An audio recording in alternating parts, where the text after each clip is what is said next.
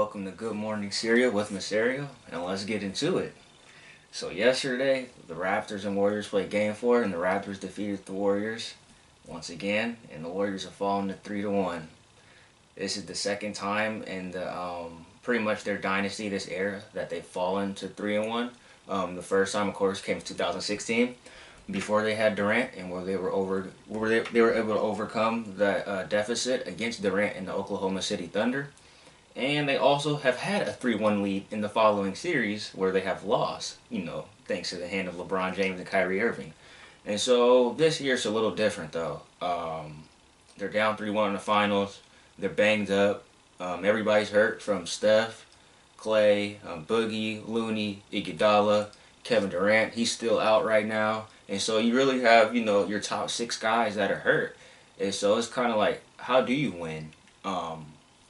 They don't have the will right now. They don't have the willpower to overcome what the Raptors bring to the table. And the Raptors right now, they're outplaying them in every aspect of the game. And so it's like, when you think about it, it's really hard to come up with a scenario to, even when Durant comes back, if he comes back, to where you would say the Raptors won't win in 7. Like, the Raptors are going to have a max of 2 home games and another road game. They just swept the Warriors on the road this series. And so it's like, they went in your house and stole 2. Like, what makes you think they can't come in there and steal another one? And so it's not looking good for the Warriors. It's not looking good for their dynasty. Their season very well may end on Monday, and the dynasty can be over as early as Monday. And so you just think about all those things. You just kind of have to reflect. You just kind of have to reflect on, what you could have done good and what you couldn't, what you could have improved on, and what you could have, stopped. And the Warriors, they just haven't had an answer. They haven't had an answer at all, and it's sad because we're not accustomed to seeing this team play this way. But then again, this is great for the NBA because, let's be honest, they ruined the NBA. They ruined it for the past 3 years. So it would be nice to see them lose, in all honesty. But it would also, be nice to see a better series. But, they have to step it up in order for the series to continue. And, just sticking along with that, going into Game 5, the most pressure, I would say, is on Draymond. Draymond Green, he has to step it up. Every time he plays up here, the team usually plays up here with him. And if they don't win, they're pretty close.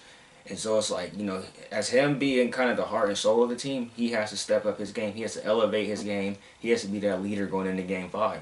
And also Steph as well. Steph needs to play much better defense. That's really why they're in this hole. I don't know what the playing defense like this and just letting them go by you. I never knew what that did.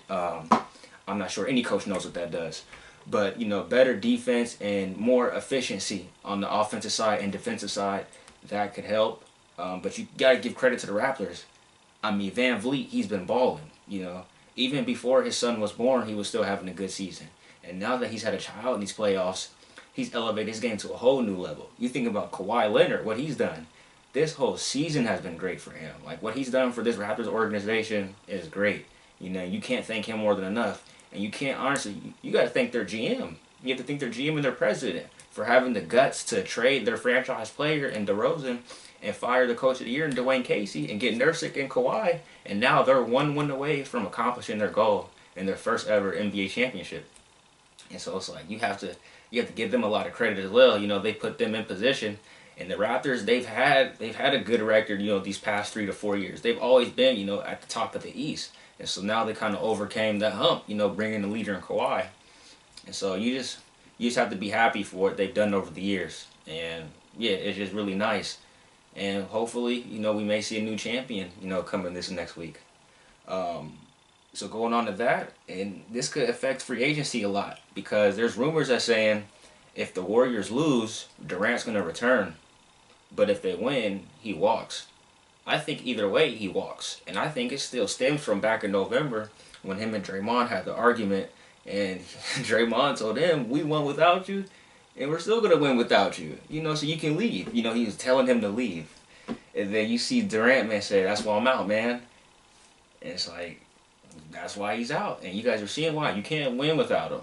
At least as of now, it's showing you can't win without him. And so we'll see what happens in Game 5. And, just stepping a little outside of that, going into the beauty NCAA track and field. The championships are this weekend. And the men, they finished out yesterday with Texas Tech. They won their first men's title ever in school history, led by Divine Oduduru, who doubled up in the 100 and 200.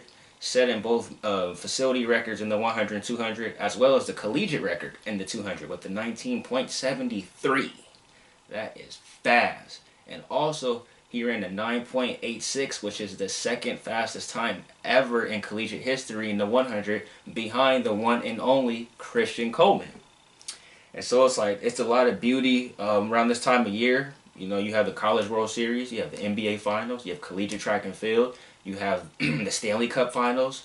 So June is a beautiful year for sports, and for sports fans definitely. Also, some highlights from the men's side. You had Grant Holloway, who broke the 110 meter record, collegiate record, with a 12.98. And Daniel Roberts, his arch rival, got second with a 13.00. Both of them under the collegiate record. So it's beautiful, man. You know, track is beautiful, and this is a beautiful weekend of sports. Like I just reiterated. Also, some key things. Houston, Houston's Kamari Montgomery. He got first in the 400. He won the 400 indoors, and he came back and defended his title, won it outdoors with the 44.23, which is incredible. So H-Town Speed City, they have a lot to offer as well. And it's just been amazing, man. I mean, Grant Holloway, he officially turned pro. Both him and Daniel Roberts, which I thought was very necessary. Those are the two biggest track athletes in college in all divisions. And so with them ending with the bang like that, you know, I think it was time for them to leave. And, you know, for Grant Holloway, he ended a bang run in the 43.75 to anchor the 4x4, willing them from 4th to 2nd, running a 259. 259. That is incredible. There's only two other teams who ever ran that. One of them is who they got beat by yesterday in Texas A&M, and the other is that famous USC team from last year that was led by Michael Norman and Ry Benjamin that set the collegiate record. And so you think about all these things, and it's just amazing, man. It's really amazing. And I can't wait to see what's in store, even for today. The girls side is going to be headlined by Arkansas and by USC.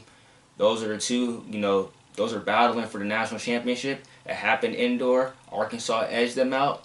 You know, came back outdoor. They both revamped. They reloaded. They have more athletes at this nationals, so anything can happen. You have a lot of head-to-head competition in the 100 hurdles, the 400 hurdles, the 200, and then what it all could come down to in the 4x4. And so it's going to be interesting, man. Today's going to be a beautiful day. I expect Arkansas to probably win by 6 points. I expect it to come down to the 4x4, and I expect them to execute and get the job done. They're just fully loaded, you know, from the sprints to distance to the field events. They have people, you know, in all areas of the meet. And so I think just, you know, with their numbers, their strength in numbers, it's hard to overcome that. And the level of talent that they have in each final, you know, with people that could potentially win every event, which is scary in itself. And so you have to think about that, and like, they're a really loaded team, and they're coming not to play.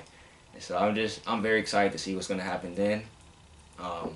Thank you guys once again for listening. Make sure you tune in, like, comment, and share. Love you guys.